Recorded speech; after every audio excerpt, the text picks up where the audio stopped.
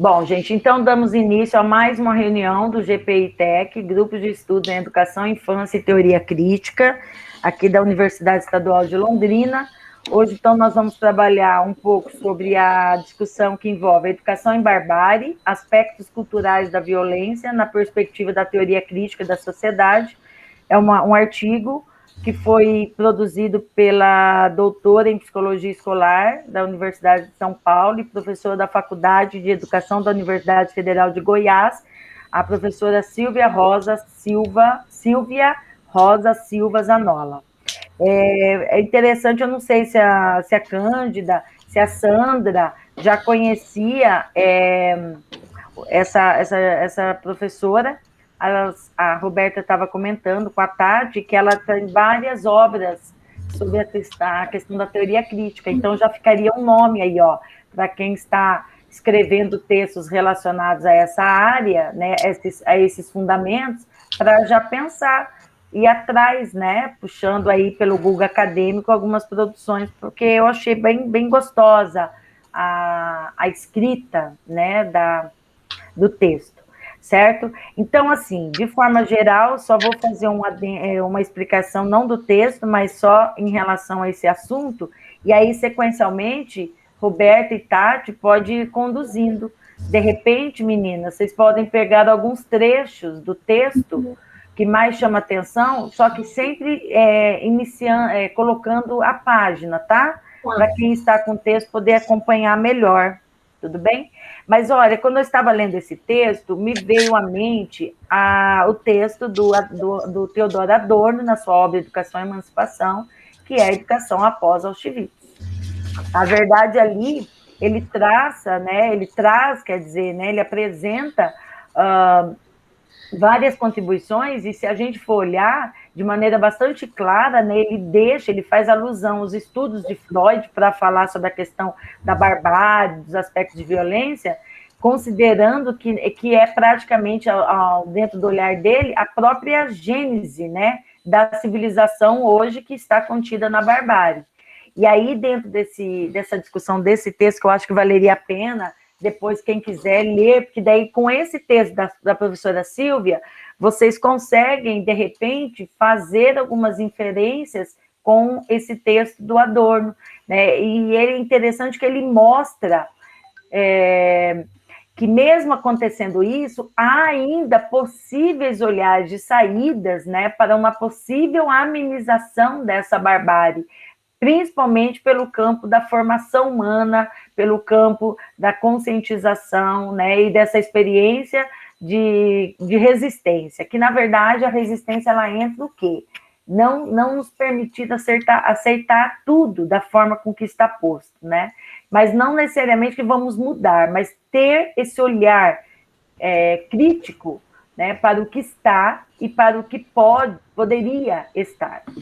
E aí, ao mesmo tempo, né, eu acho que bem dentro desse campo da violência também, a gente vai ver aí, em sintonia com esse texto do Adorno, né, uma possibilidade também de luta por meio da resistência para que Auschwitz não se repita, ou seja, né, impedir que Auschwitz não se repita, mesmo quando a barbárie já está efetivamente reinando, né? E aí o impedimento seria o quê? Rever algumas coisas que estamos nos permitindo acontecer, desde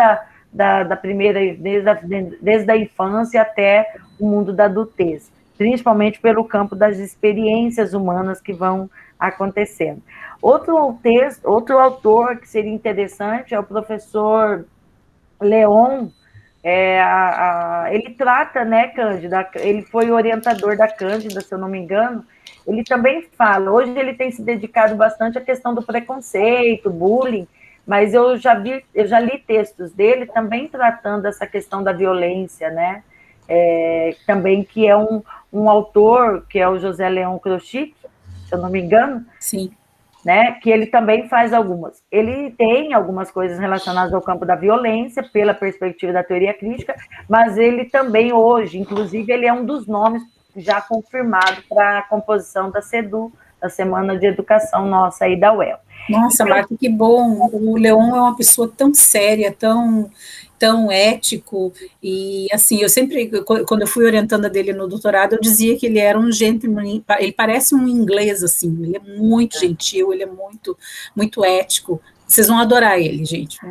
E até, Cândida, fazendo um detalhezinho aí importante, eu, de uma forma bem tímida e sonsa, eu trouxe 2 nomes referenciais da educação, da teoria crítica para o evento.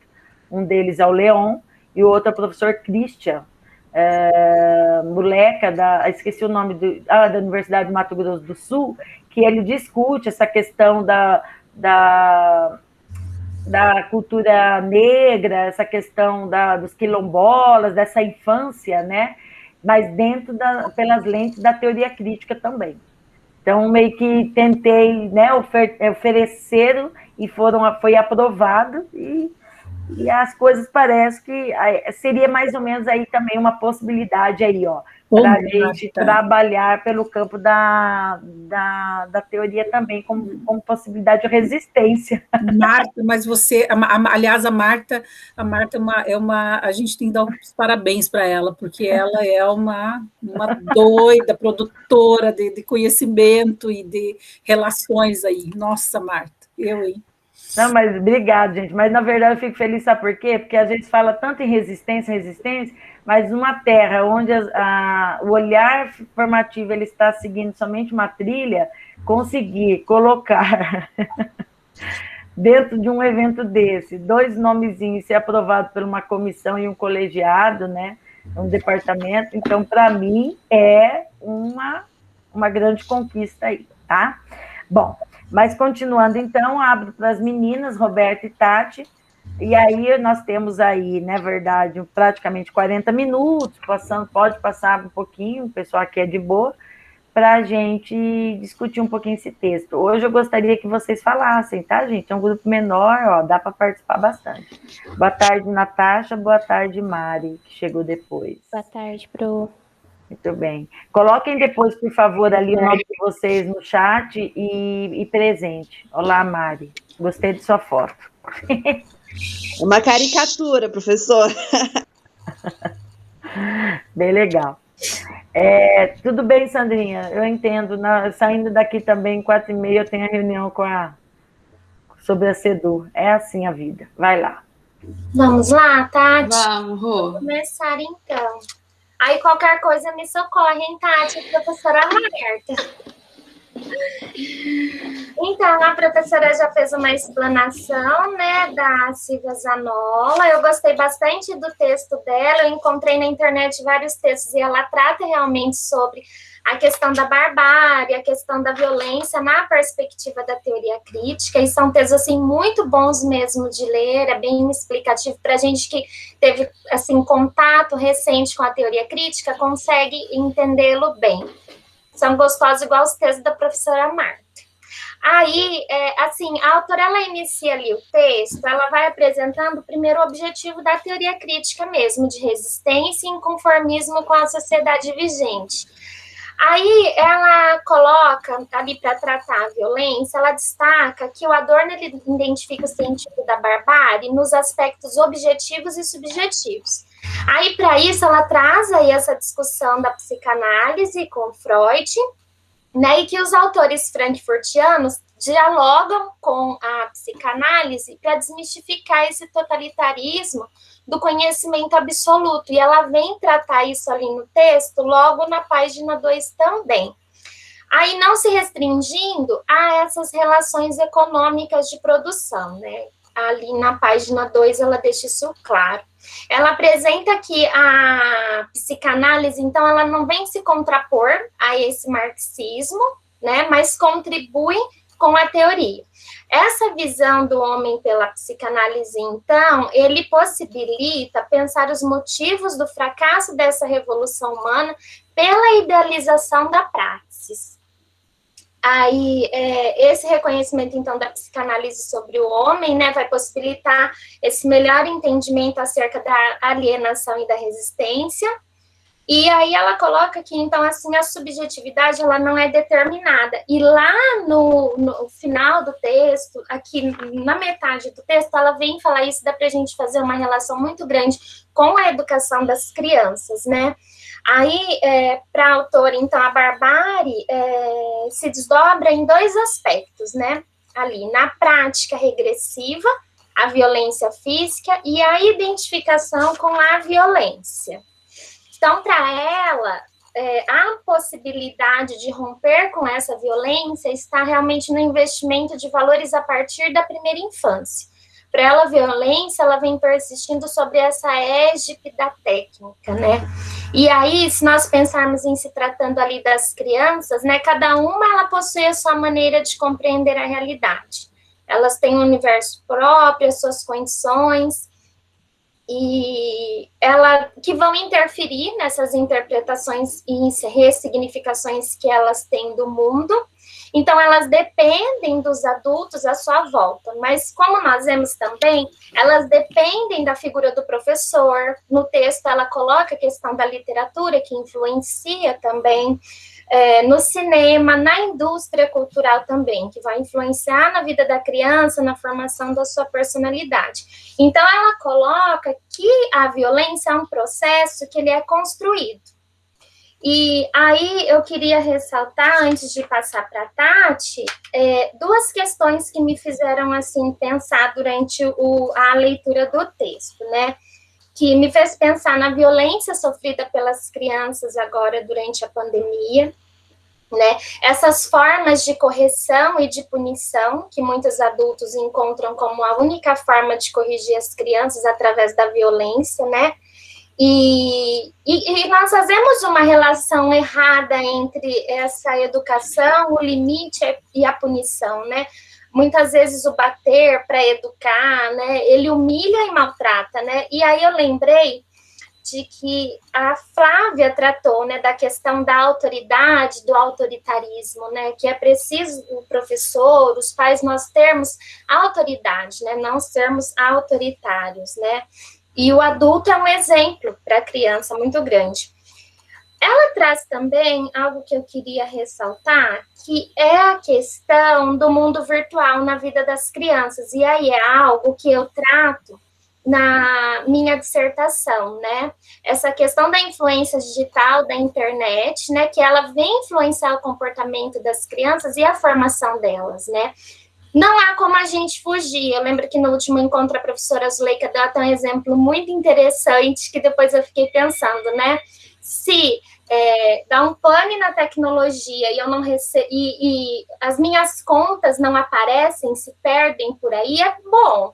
Mas se isso acontece e eu também não recebo, eu sou prejudicada, né? Então não tem como nós fugirmos, nós somos dependentes dela, né?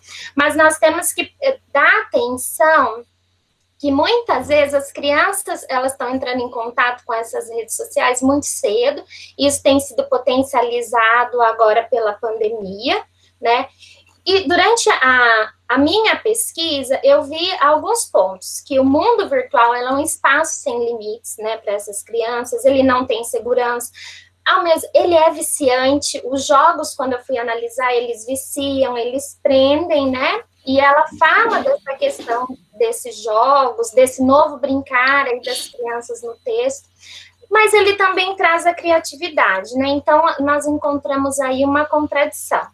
Então, é preciso a gente estar atento a essa questão, né? Esse potencial sugestivo da violência na internet para as crianças, né? O problema não é só o vício, não é o vício que ele causa, mas o conteúdo dele que leva à violência e pode levar também as crianças e os adolescentes à morte. Então, é preciso possibilitar outras experiências e outras condições, né? Resgatar outros princípios humanos mesmo, princípios que foram se perdendo ao longo. Aí eu vou passar agora para a Tati, e depois eu aponto algumas partes que eu achei interessante a mais. Bom, o texto, quando eu fiz a leitura dele, eu me trouxe uma aflição. Assim, eu pensei assim, nossa, como é possível educar as crianças nessa sociedade que nós estamos vivendo, que é barbárie para todo lado, né? nós sofremos barbárie. E será que nós não propagamos a barbárie enquanto professores? Porque a barbárie, o que eu entendo, assim, lendo, que a barbárie, ela não é só aquela violência física que marca, que machuca, né? É uma forma, é aquela barbárie também na qual eu banalizo a dor do outro. Quantas vezes nós não banalizamos a dor do outro, né? E em relação a essas crianças, vamos pensar na infância. O que essas crianças estavam sentindo em casa enquanto a pandemia? Quantas cobranças, quantas agressões? Pela ONU, o número de crianças que nas comemorações de 30 anos da ONU, a criança, ela teve um salto muito grande de violência durante essa pandemia. Então, assim, a barbárie, ela tá propagada em todos e ela só tá intensificando.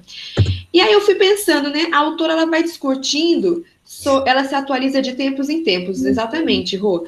E eu fui pensando assim, ela vai falando sobre a infância, ela vai falando sobre os jogos, ela fala da indústria cultural, ela fala do cinema, aí no texto ela cita também um trecho de uma história se eu não me engano, deixa eu lembrar aqui, do Lobo Mau, do Chapeuzinho. Isso, né? Aí eu tava pensando, qual que são os brinquedos que nós temos hoje para as crianças? Os jogos. Os jogos são violência pura. Né? A competitividade que se coloca nessas crianças. Porque a sociedade diz que é saudável ser competitivo. Aí você dá um jogo para a criança. Vamos pensar no War. É um jogo do quê, gente? É disputa de território. A Barbie, a boneca linda, branca, dos olhos azuis, rica. Aí você tem um jogo que é disputa, é guerra. Então, nós estamos educando as crianças nesse contexto, no contexto da guerra, no contexto do preconceito, no contexto da discriminação, da competitividade, né? E aí, um pouquinho mais adiante, deixa eu ver aqui onde eu anotei. Só gostaria de fazer um adendo, né, que essa questão também, que é importante quando a gente pensa, né, essa barbárie, será que, como a Tati colocou, será que nós também, né, não propagamos? Eu acho que quando a gente faz a relação aqui na página 126 do Adorno, ele coloca assim, em cada situação em que a consciência é mutilada, isso se reflete sobre o corpo e a esfera corporal, de uma forma não livre e que é própria da violência. Então, na verdade, querendo ou não, quando nós nos permitimos também ser mutilados no campo de uma consciência do que está acontecendo ao nosso redor, e nós permitimos propagar isso, querendo ou não, uma forma. Um exemplo típico de que aconteceu recentemente é em relação a esse momento agora, que começa a preocupação em relação aos pareceres descritivos, ao processo de avaliação das nossas crianças. Como avaliar crianças em meio a isso? 2020 foi um período que a avaliação ela não foi tão importante e deixou meio que acontecer. Este ano, há uma exigência de uma avaliação, principalmente pensando na educação da infância. Quando eu faço isso, né, muitos têm dirigido esse parecer de acordo com o que vê. Com o que vê no material que devolve-se para a escola e que na maioria, da maioria das atividades não foram feitas pelas próprias crianças. E isso tem demarcado vídeos que são editados para chegar nas mãos das professoras.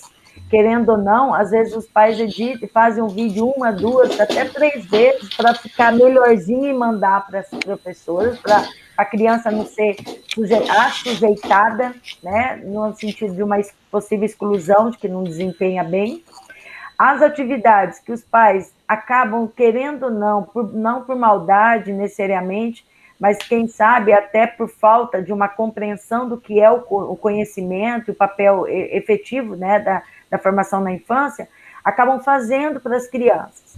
Aí a questão né, será que não estaríamos aí, quando nós olhamos esses materiais que são frágeis, que não têm, né, o nosso olhar do dia a dia, desse cotidiano, dessa relação humanizadora com a, né, professor-criança, e detectamos o que ela sabe, o que ela não sabe, não estaríamos aí perpetuando uma determinada forma de barbárie? Uhum.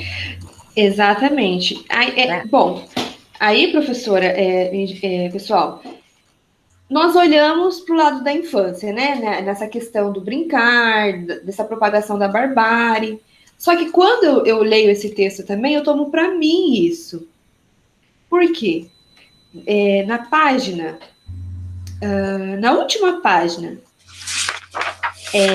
vamos lá, na página 122, tem um trecho que a autora fala o seguinte: a incapacidade de amar e ser generoso diante da dominação e da ideologia é a principal condição psicológica para que a violência e a barbárie se perpetuem.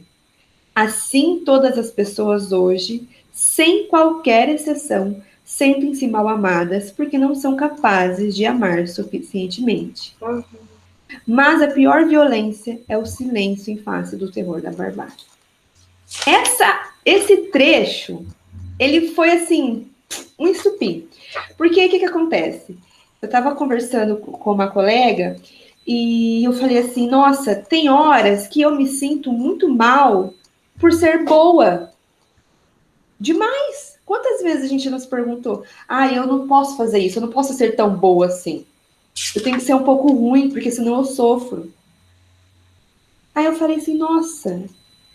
Aí eu pensei, falei, poxa vida, olha só, o pensamento que nós temos, às vezes, é que nós não podemos ser bons. Porque se nós formos muito bons, nós frustramos. E ser bom hoje, ser cuidadoso com o outro, ser sensível, generoso e não se silenciar diante da dor do outro, é errado para mim.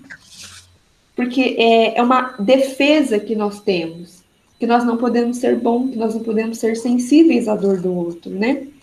Com o próprio medo, porque o medo ele tomou conta de nós. Nós vivemos uma fase do medo. Isso já é uma barbárie. Isso já, no meu ver, é uma barbárie que nós já estamos sofrendo, que nós já sofremos. E aí, nós, na nossa condição humana, né, como adultos, nós acabamos passando isso para as crianças. Então, esse texto, ele me marcou muito, ele é muito, eu achei que ele me tocou muito nesse sentido, né? Pode falar, professora. Fazendo correlações novamente com esse texto, tá? Que Auschwitz não se repita, e eu estou fazendo esse exercício porque é esse que a gente tem que fazer, principalmente aqueles que querem escrever dentro da teoria crítica. Não tem como você pegar um texto só adorneando e tentar interpretar. Às vezes você tem que fazer esse movimento que eu estou fazendo aqui a partir do texto das meninas. Isso aqui é provocativo, tá? Na página da 133 de Auschwitz, que não é essa aqui da autora, é a da obra, tá? E aí depois eu acho que eu vou mandar para vocês em PDF, para quem queira ler. Ele vai falar dessa tendência da fetichização Tudo bem, Sandra, tranquilo. Da fetichização da técnica, que está também correlacionada com essa questão da incapacidade de amar. Essa questão do amor que Adorno vai falar está muito associada a uma fala que o professor Alexander fez, que é quando a gente, nossa humanidade, é capaz de sentir as dores do mundo. Né? Essas dores do mundo seria no campo da humanidade, da universalidade do homem. Não somente aquele homem que está já decretado numa condição de desprestígio, mas no homem, na sua condição de ser humano, que mesmo na condição aparentemente boa, ele também está escravo disso. Ele também sofre essa mutilação, essa coisificação. E aí ele coloca assim, né? Achei bem interessante, ó. A tendência à fetichização da técnica denota carente relação libidinal com outras pessoas, ou seja, elas são inteiramente frias e precisam negar também em seu íntimo a possibilidade do amor, recusando de antemão nas outras pessoas o seu amor antes que o mesmo se instale. Essa situação, por exemplo, ela pode se associar às relações virtuais que estamos tendo e que tem me preocupado se isso não está gerando um novo elemento perturbador ou preocupante na nossa vida, de que a gente possa estar estimulando uma possível frieza, uma possível palidez dessa relação humana.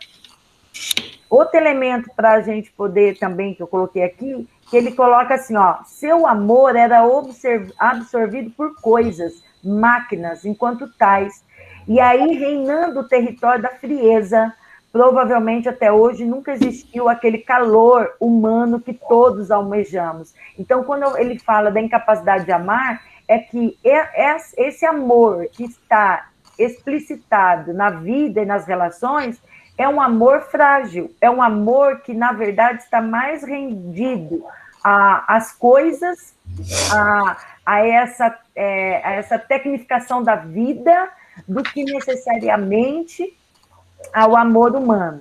Quando eu digo que milhares de pessoas morreram, eu posso, sim, gerar um sentimento de amor, como uma própria incapacidade de amar ao colocar números e quantificar vidas.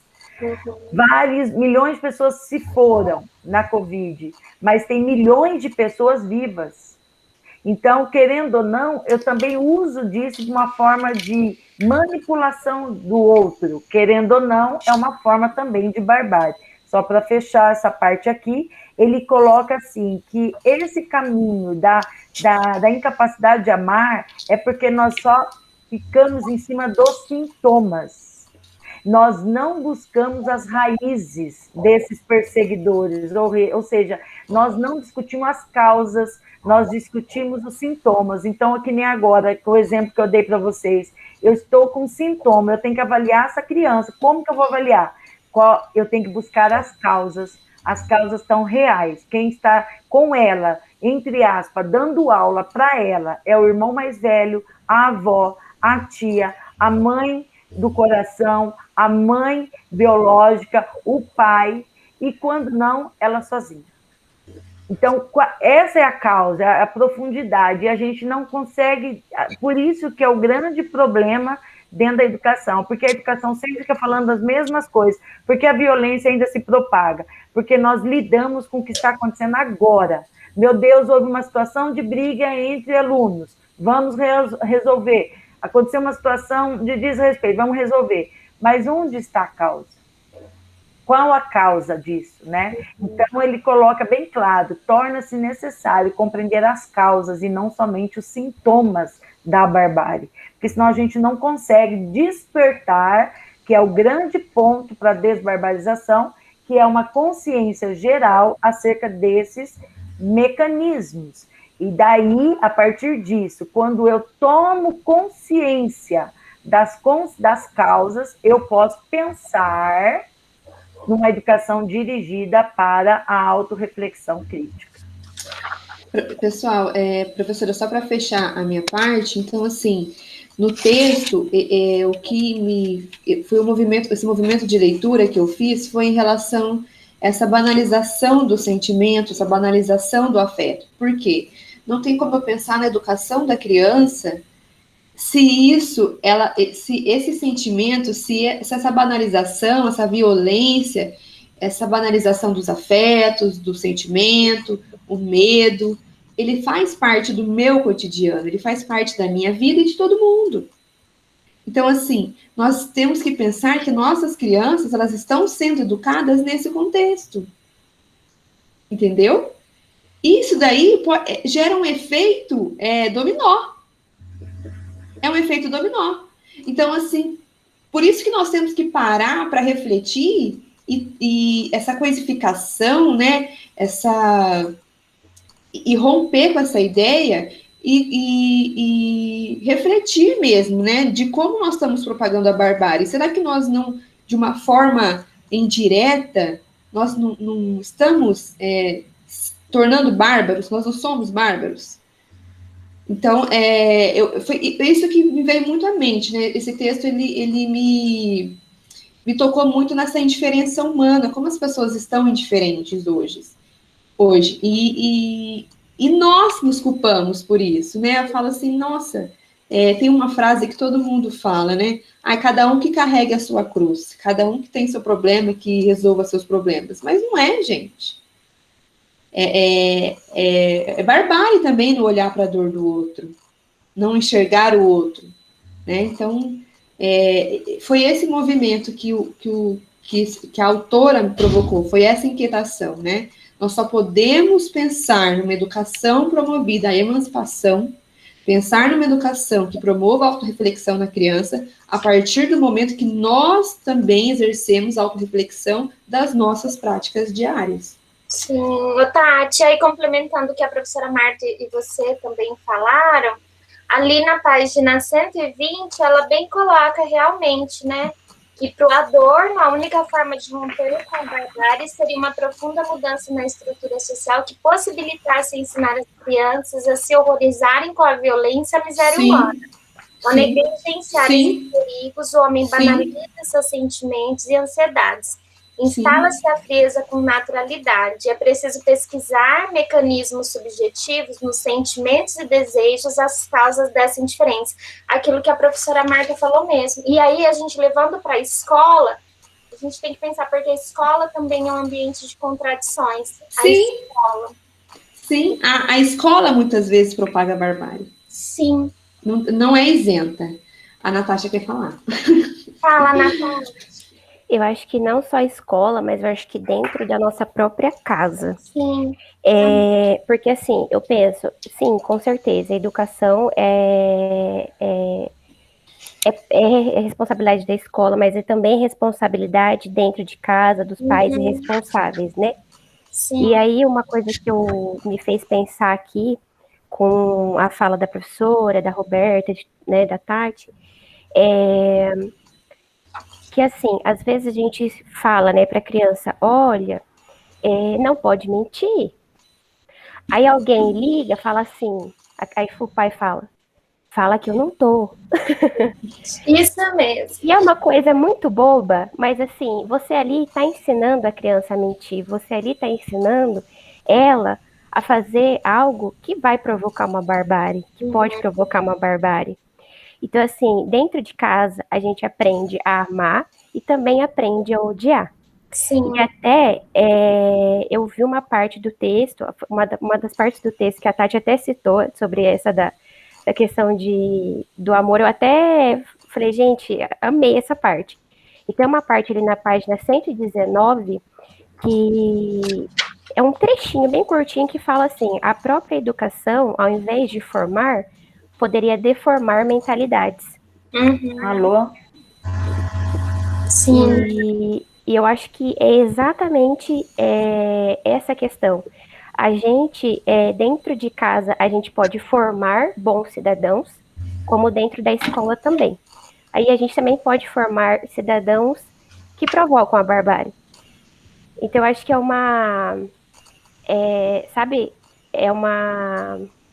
como que eu vou falar? É uma coisa que tem que andar ali de mão junta, sabe? De mão dada. Essa relação da família, da escola, essa educação.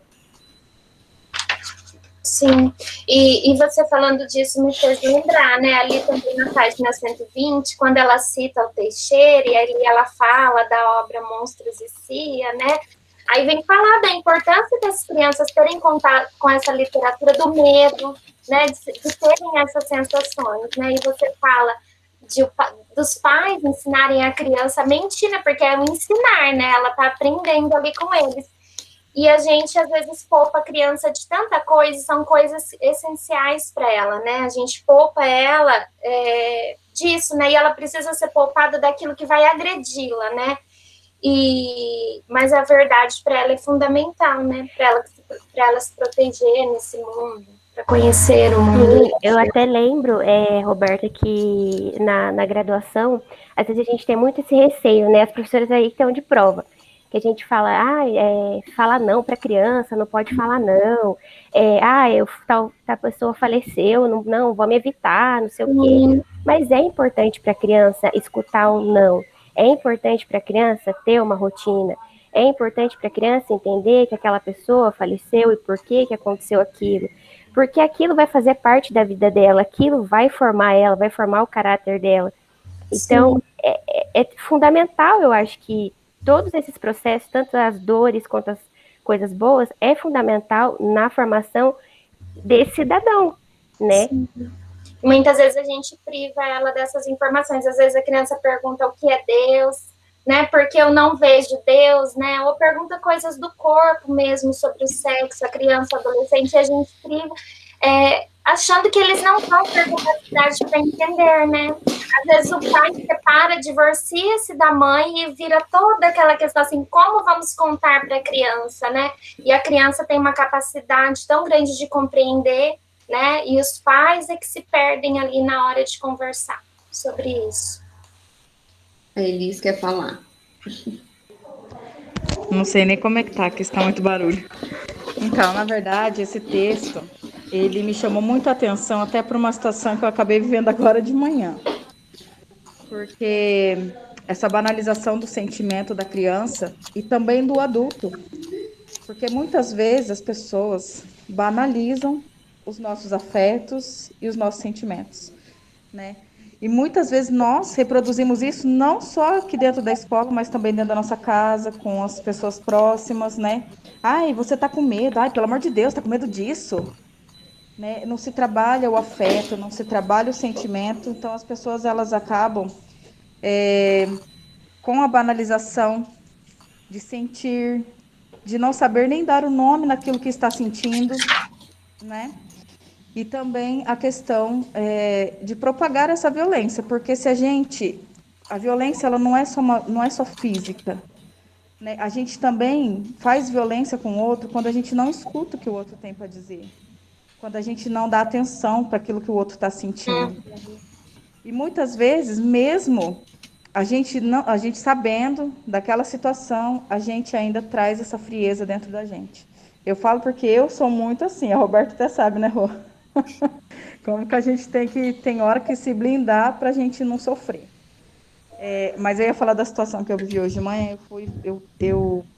A gente não tem contato com uma criança da nossa turma e eu tive que ir até a casa da criança. Só que a gente não tinha endereço da criança, porque a criança mudou e não tem telefone. E a gente foi procurar no Vistabella inteiro aonde aquela criança estava morando. E aí a gente chegou até a casa dos avós dessa criança, que é uma casa inteiramente de situação de vulnerabilidade até a criança. E aí a gente olhar para aquele cenário daquela casa, daquelas crianças que estavam lá, daqueles adultos que não sabiam nem falar, porque que a gente percebia que a avó da criança só soltava grunhidos, ela não fala. Olhar aquele cenário e a gente não se comover, tem algo errado. Quando a gente olha aquela situação de vulnerabilidade extrema, que a gente não está acostumado a ver, que as pessoas não estão acostumadas a ver, e isso não muda algo dentro de nós, então tem alguma coisa errada. Então talvez nós estejamos aqui dentro dessa frieza humana, talvez dentro dessa banalização dos nossos próprios sentimentos. E aí, para fechar só o assunto, quando ele fala sobre a relação da morte, eu vejo que nessa pandemia, gente, a barbárie já está instalada, porque nós não perdemos até, às vezes, a capacidade de nos envolver com aquela dor da perda do outro, que às vezes, mas era velho, mas tinha não sei quantos anos, mas o fulano estava doente.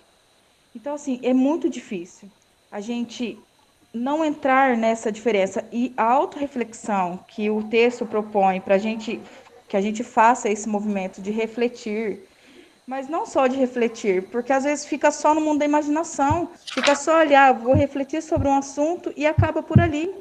Só que se eu não tenho na minha vida atitudes concretas que possam mudar essa banalização, tentar mudar a questão dos sentimentos, dar fala para os sentimentos, dar nome para os sentimentos, para a criança, para o adulto, para quem estiver próximo, a gente não vai conseguir vencer a violência, porque ela já está estrutural, assim como o preconceito.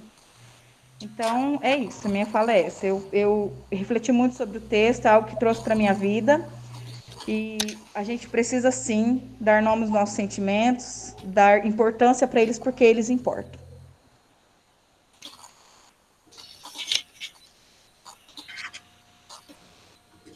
Alguém mais, gente? Gostaria de fazer algum comentário? Isabela? Oi, Jaque. A Jaque chegou. Boa tarde, querida. Boa tarde, Gi. Boa tarde, desculpa o atraso, professor. O que importa é que vocês estão aqui. A segunda atrasada também. Você não está sozinha, não, Jaque. Eu confundi com a data de setembro. Ah, tá, entendi da data, né, meu bem? Então, eu confundi. Karina. Gente, estou sem voz, vocês conseguem me ouvir daí? Otimamente. Sempre linda, bonita. Então, a Tati, ela foi minha professora preceptora quando eu estava na residência pedagógica, né? E aí, ela falou para eu trabalhar com o tema de africanidades e tal. E para mim era um tema bem complicado, tanto que ela fez nascer em mim uma paixão, que agora eu trabalho com isso no meu TCC. Quero continuar trabalhando com isso. Mas nos meus estudos agora, eu achei esse livro aqui, que ele é bem interessante. Ele é da Benilda Brito. Ela, atualmente, acho que ela está trabalhando na FOPER, que é o Fórum Permanente de Promoção de Igualdade Racial. Acho que é de Minas Gerais, não tenho muita certeza. Mas aqui ele reúne bastante relatos de diversas mulheres que passaram racismo dentro da escola, muitas vezes pelos próprios professores que ou tiveram alguns atos que podem ser considerados sim ataques, ou então tiveram o maior silêncio diante da barbárie, né? Então é um mal que a gente pode causar, e não só em relação ao racismo, mas também sobre diferenças de classe, que a gente vai causando uma ferida que nunca é cicatrizada, né? Então, acho que daí traz a importância dessa nossa reflexão, né? Negras confidências, bullying não, isso é racismo. Manda para nós lá no grupo a referência, Karina. Eu acho que é interessante essa questão. Eu estava aqui tentando achar também o Álvaro Zuin, o professor Álvaro Zuin, da Universidade Unimep, de Araraquara. Ele fala também dessa questão da violência, só que ele vai trabalhar a questão da violência fazendo uma relação. Tem uma obra que, não sei se a Cândida pode me ajudar, que é a violência... meu Deus do céu, deixa eu ver aqui, acho que eu já achei. Estou decorando, ó. Violência e tabus entre professores e alunos. Aqui, a discussão que ele faz, inclusive, é esse tipo de barbárie refletida pelas redes sociais. No caso, quando ele escreveu, olha, tem um texto aqui dele, é maravilhoso, ó. As redes sociais e o sexo como vingança do corpo discente. E aí tem ele também fala na época que tinha o Orkut, né? Orkut? É Orkut? Parece Yakult, né? Ou iogurte. E assim, internet, ressentimento e morte entre professores e alunos. É um texto, é uma obra muito bacana. Quem puder adquirir, tá? Ela é bem interessante. Depois eu vou pôr lá para vocês a imagem, a foto, para vocês verem se tem interesse. E contando com esse da Karina. Isso é importante, por quê? Porque, na verdade, a gente tem que entender que existem algumas coisas que são explícitas e existe o cinismo, né? O cinismo, eu acho que é um dos piores. É aquilo que a pessoa coloca como defesa para ela, atacando o outro, né? E, querendo ou não, ainda coloca como vítima, né? Se vitimiza em relação à situação. Então, se a gente for olhar em termos da educação, considerando até o nosso tempo, se a gente for olhar em termos das relações virtuais estabelecidas hoje, querendo ou não, a gente vê essa propagação da violência. E aí me fez lembrar também, gente, e até a Isabela estava no dia, a obra do professor Sinésio, que saiu agora, sobre a questão do fascismo. Não sei, Isa, se você tem a referência certinho, você citar o nome. Eu mandei para as meninas, eu acho, mas eu vou encaminhar para vocês lá no grupo, que essa questão da violência dentro do campo da teoria crítica, ela está muito também casadinha com Freud, com a psicanálise, principalmente por conta dos ressentimentos, sejam eles sociais, humanos e formativos. E dentro do ponto da violência, acho muito interessante a gente fazer um comentário que muitas das ações estabelecidas de violência, elas estão refletidas também pelos atos, né, daquilo que eu particularmente me identifico, seja pelo que eu gostaria de ter e não posso, seja por uma questão de como se diz, do que eu tenho e eu não aceito que o outro, né, não possa ter. Então, isso acontece, às vezes, num exemplo bem simples. Pessoas como nós, que fazemos o curso de pedagogia, faculdade, e não ficamos ricas, certo? Aí alguém vira para nós e fala assim, você vê, você perdeu tanto tempo estudando, que nem agora, fazendo mestrado, terminou pedagogia, quer fazer um mestrado, quer fazer um doutorado, e você nunca vai ficar rica. Agora, eu olho para você ver, nem estudei, né? E na minha área eu ganho o dobro que você ganha na profissão. É uma forma de violência, segundo dentro dessa visão fascista, né, desse fascismo da humanidade, que é o quê? Eu, né, me incomodo, porque eu queria estar no seu lugar, mas como eu não posso, eu te agrido.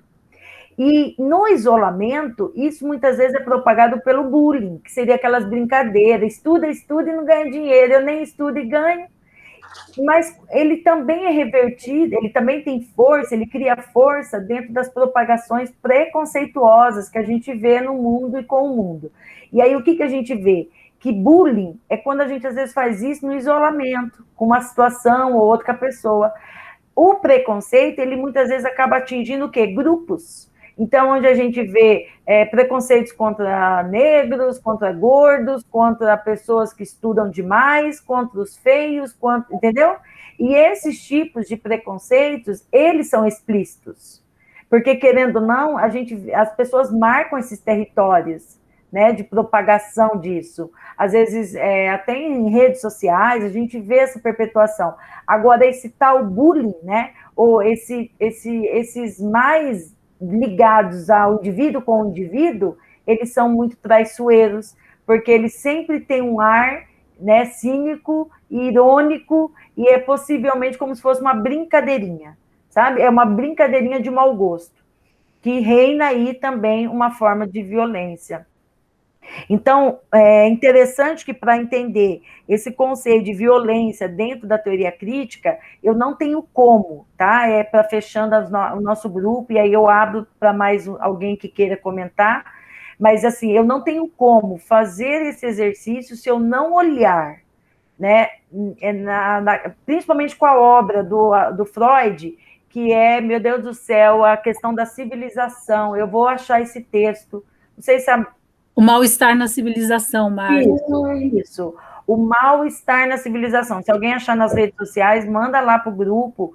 Não é um texto que nós vamos discutir, nós não temos nem condições, assim, para fazer um trabalho de uma discussão, porque emerge várias questões, mas ele traz alguns elementos ali, numa leitura, para entender, bem interessante. Esse, o mal-estar da civilização, e esse, que é a educação após Auschwitz, dessa obra aqui. Gente, sim, essa obra, ela é fantástica, tá? Porque o Adorno, ele acho que consegue traduzir a vida dele, que ele escreve, mais ou menos aqui numa conversa.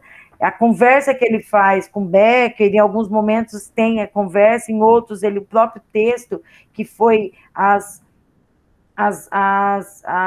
entrevistas que ele fez, radiofônicas, isso aqui ajuda bastante, porque a linguagem dele aqui acaba sendo uma linguagem muito próxima daquilo que a gente consiga entender. E aí, só fazendo um campo interessante, quando vocês colocaram, até a Natasha falou, né, a Roberta, que a educação, ele coloca aqui, ó, na página 129, a educação precisa levar a sério o que já há de muito, é do conhecimento da filosofia, quer dizer, o medo não deve ser reprimido. Então, uma das coisas que a gente, enquanto profissionais, nós não podemos nos negar da verdade. Nós não podemos omitir a verdade. Nós não podemos deixar de dizer a verdade. Aí vem o campo metodológico, o campo didático, o campo das estratégias de ensino, que vão nos ajudar a fazer com que essa verdade chegue para o sujeito da forma com que ele possa entender. Então, se eu vou lidar com a verdade com a criança, eu vou fazer uma adequação à especificidade da criança. Se eu vou fazer isso com o maior. Agora, eu não posso esconder, porque daí ele coloca o seguinte, quer ver? Ele coloca o seguinte, que quando a gente fecha, né, segura, conserva na criança, não vê, quando a gente permite, né, abrir mão dela e ela é lançada dentro desse mundo social, a sua dor e o seu medo vai ser muito maior. Né? A questão, por exemplo, que foi um exemplo que nós demos aqui do luto. Né? Nós precisamos fechar o luto, a criança precisa fechar esse momento do luto, e para isso, às vezes a gente faz o quê? A gente poupa, por exemplo, da criança até ver a pessoa ali, aquele momento de despedida, no caixão, ele não é um momento para os outros ficar velando e vendo uma pessoa morta por si, é porque isso no campo psicológico, ele precisa ser vivido para a gente realmente perceber que aqui, naquela relação entre ser humano carnal, acabou. Aí entra uma nova fase, para quem acredita, que é a fase espiritual. Quando a criança não vivencia isso, fica em aberto. Será que morreu mesmo? Ou sumiu como se fosse um rapto? Vocês estão entendendo? Qual é a dor das pessoas que perderam seus entes de Covid mesmo? E que não puderam fazer esse fechamento. É uma dor que parece que não parece que a pessoa foi, mas não foi. Parece que é como se não tivesse dado ela a dignidade de se despedir deste universo, desse momento terreno, para uma espiritualidade. Professora. Muito interessante essas relações, pois não? Esse final de semana, eu perdi uma pessoa que eu gostava muito da minha infância, que era um vozinho de uma amiga minha.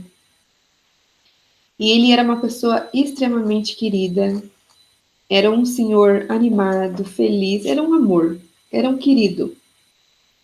E ele tinha 99 anos, super saudável, lúcido, tocava gaita, cantava, e ele pegou Covid. Aí ele começou a piorar, e no sábado à noite ele foi internado, e no domingo de manhã ele veio a falecer.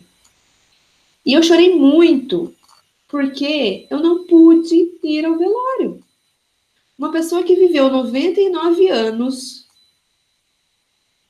que passou na vida de tantas pessoas, que cuidou de tantas pessoas, que amou tantas pessoas, simplesmente nós não podíamos despedir. Na minha cabeça é isso que dói, entendeu? Porque se não fosse também essa doença, ele estava aqui. Muitas pessoas estavam aqui. Quantas pessoas foram negligenciadas? Quantas pessoas eram para estar aqui? Não era para ter 550 mil mortes. Quantas pessoas nossas foram e nós não pudemos nem nos despedir. Então, assim, eu fiquei muito triste esse final de semana, sabe? Eu falo, nossa... Aí você vai comentar com uma pessoa, a pessoa fala, nossa, mas ele tinha 99 anos já, né? Não interessa, gente. Não interessa se tem 20, se tem 30, se tem 40, se tem 1 ano, se tem 2 anos, se tem 99, se tem 100. É um ser humano. E as pessoas banalizam isso. Então, assim, aí eu nem comentei. Sabe quando você nem quer comentar, porque você já sabe que o discurso é esse? Ah, porque ele já tinha 99 anos, então, né, chegou a hora dele. Então, eu pensei em guardar o meu luto em silêncio, não compartilhar, porque todas as vezes que eu compartilhava, a pessoa me vinha com essa resposta.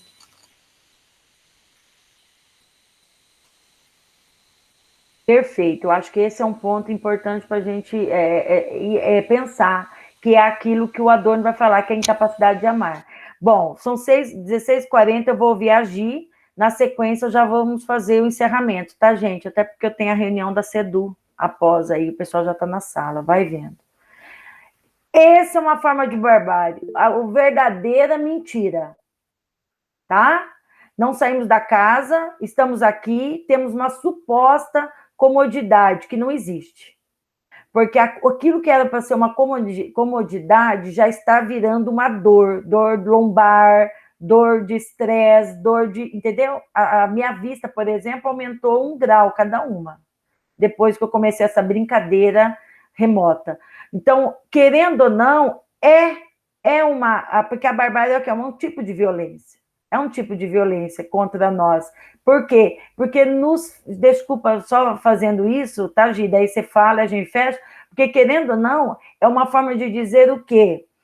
Dar a nós uma suposta ilusão de que estamos em casa, podemos sair daqui, tomar um café e voltar, temos essa condição, né? Pelo menos a gente não precisa sair nas ruas, querendo ou não, nós estamos em prestígio, mas, ao mesmo tempo, na prática, ao se materializar, tem todas as consequências que não são nada boas. Isso me faz lembrar, né, a própria questão da pessoa que é explorada no trabalho, né? Ela, às vezes, não tem consciência. A tal palavrinha flexibilidade, ela rouba dele a expropriação de momentos que poderia estar com a família e não está, questões até, por exemplo, de gastos, né? O meu nível, a minha luz, por exemplo, a energia, ela aumentou consideravelmente, tá?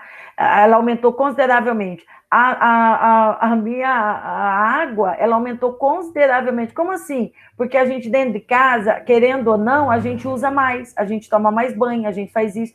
Então, é uma visão de uma flexibilidade, uma certa comodidade que não existe, que de certa forma também pode nos estar tirando de nós o tempo com ter que andar, o trânsito e tudo, mas tem outros tipos de prejuízo que estamos tendo.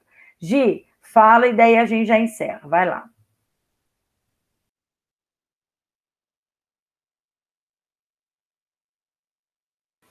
Microfone.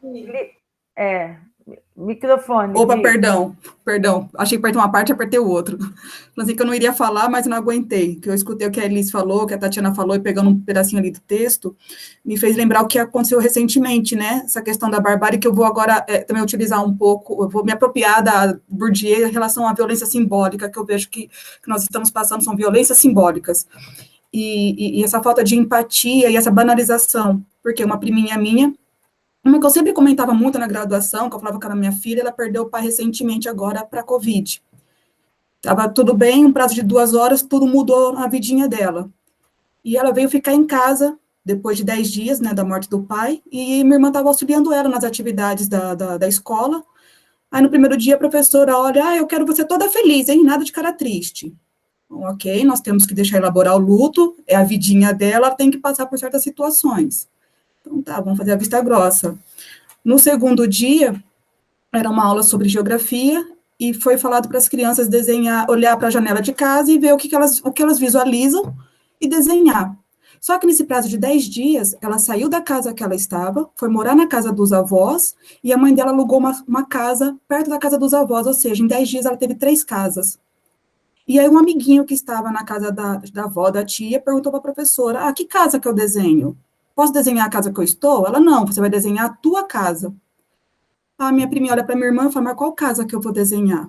E a professora, é para você desenhar a tua casa. Ela disse, mas eu tenho 3 casas agora. Aí minha irmã assim, desenha a casa que te toca no coração, né? Assim, eu vou desenhar a casa que eu morava com meu pai. Eu achei uma falta de empatia, sabe, da professora nesse momento. E eu pensei assim, poxa, essa criança eu não posso ajudar, mas eu posso ajudar outras crianças que estão nesse movimento, né? Quantas famílias enlutadas nós temos? Quais são os saberes realmente necessários nesse momento que essa criança precisa ter? É aí que entra o que a Elis falou, se num momento como esse a gente não conseguir olhar para o próximo e não se solidarizar, o que mais vai nos tocar? Né? Então, é uma banalização, isso que a Tatiana estava fazendo, uma banalização dessa morte, uma banalização de tudo que vem acontecendo. E na minha dissertação de mestrado, eu tenho estudado muito sobre formação continuada, né? E eu venho pensando muito sobre isso, o que falta em nós professores, nas nossas formações, para a gente olhar para uma situação como que está acontecendo hoje, a gente não saber lidar com ela. Porque quase 1 ano e meio depois de tudo que está acontecendo, a gente olhar ainda para uma criança e bater o martelo, você tem que desenhar a tua casa, eu acho que está faltando alguma coisa nessa trajetória, que eu acredito que fecha com o que o texto está falando, e mais uma vez eu falo, essa violência simbólica que nós estamos passando com essa barbaridade. Só para encerrar isso. Eu acho que são excelente consideração, e eu acho que é isso que às vezes a gente tem que entender, para fechar, né? Esses atos bárbaros, eles não estão somente, que às vezes a gente coloca em toda uma forma mais macro, né? A gente tem que ver que esses atos barbários, eles estão nas singularidades, naquele dia a dia, num cotidiano que muitas vezes ele não está sendo dito, né, para a multidão, mas que as pessoas ali nas suas relações têm sofrido. Então, essa atitude, por exemplo, pode ser que para as outras crianças não tenha atingido, mas para esta criança em específico, foi um ato de desrespeito, de violência, né, nesse campo da humanidade. Não é hora de ficar desenhando também nem em casa, era hora de cuidar desse coração ferido, dessa dor, né, e às vezes poderia ser uma adaptação metodológica. Aí alguém diria, não tem tempo, tem sim. Para aqueles que têm o coração aberto para a humanidade, para a sensibilidade, tudo é possível. Às vezes uma atividade eu posso, sim, reelaborar uma determinada situação que a criança esteja passando. Eu falo isso porque eu tive a oportunidade da vida ter sido professora, e em vários momentos eu pude ter essa situação. O menino da Zuleika é uma situação. Ele fazia as atividades e ele não conseguia se concentrar, ele saía correndo, ele queria bater em todo mundo. Eu fui lá, eu percebi que ele amava quebra-cabeça, e de várias peças, quanto mais peças tivesse, mais interessava ele. E eu dava a ele esse momento, as crianças faziam as coisas que terminavam, faziam outras coisas, e eu dava a ele o momento, olha, faça isso, depois você pode ir lá. Ele chegou a montar um quebra-cabeça de 300 peças. Todo dia ele ia lá e fazia. E foi uma forma que eu fui cuidando dele, ele foi se aproximando de mim, ele foi controlando aquele momento e foi se interagindo um pouco mais com as crianças. Então, isso é uma forma de sentir a dor do outro, né? Enfim. Gente, muito obrigada, tá? Espero que tenha sido válido é fogo, né? Espero que tenha sido válido. Para o próximo evento, para a próxima reunião, a Aline, que teve que sair, que acho que é a Aline Sanches, ela mandou um texto para a gente, porque ela gostaria muito de discutir no grupo, tá? Eu acho que isso é muito legal, quando parte também desse interesse, né, da parte do grupo. Esse texto eu já vou encaminhar para vocês hoje, eu só não encaminhei antes para não misturar a cabeça, porque ele é um texto um pouco mais denso, mais complexo. Então, vocês teriam 1 mês, praticamente, para poder fazer esse movimento de leitura aí, tá bom? No mais, um grande beijo, saúde, paz, serenidade, tudo de bom para vocês, pessoal. Obrigada, Marta, obrigada, meninas. Marta, se quiser me enviar o texto das meninas... Vou mandar, tá? Vou mandar agora, tá? Tá bom. Beijo. Beijo, gente. Tchau. Professora Marta, obrigada.